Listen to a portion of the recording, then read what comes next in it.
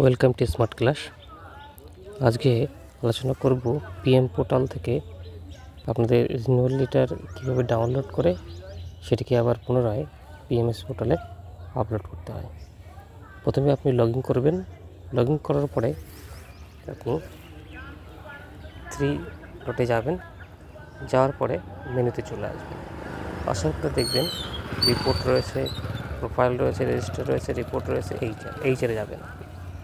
এইচআরে যখন ক্লিক করবেন দেখতে পাবেন ডাউনলোড লেটার। ডাউনলোড লেটারে ক্লিক করবেন। ক্লিক করার পরে আপনি ভিউতে গিয়ে ক্লিক করবেন। যখনই আপনি ভিউতে ক্লিক করবেন দেখতে পাবেন একটি রিনিউয়াল লেটার পিডিএফ আকারে আছে, সেটিকে আপনি ডাউনলোড করে নেবেন। ওখানে টাচ করলেই ডাউনলোড অটোমেটিক্যালি হবে। দেখতে পাচ্ছেন আপনি ডাউনলোড হচ্ছে। দেখুন, এটা যখন ডাউনলোড হবে প্রিন্ট আউট বের করে নেবেন। প্রিন্ট আউট বের করে দেখুন আমি ডাউনলোড হয়ে গেছে। ওখান থেকে আপনি প্রিন্ট আউট বের করে নেবেন। করার পরে আবার পুনরায় সেই অপশানে গিয়ে 3 ডটে গিয়ে আবার এইচআরে গিয়ে আপনি ডাউনলোড করার পরে একটা সিগনেচার করবেন। 2টো কপি থাকবে আপনার, একটা থাকবে রিনিউয়াল লেটার আর একটা থাকবে আপনার স্যালারির স্ট্রাকচার।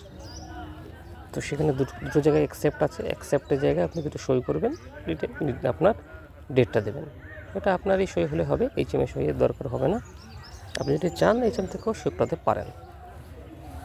এবার আপনি আবার পুনরায় এইচআরে গিয়ে এইচআরে যাবেন। যাওয়ার পরে আবার দেখবেন আপলোড লেটার। যখন আপনি আপলোড লেটার করবেন দেখতে পাবেন ব্রাউজ ফর রিনিউয়াল লেটার।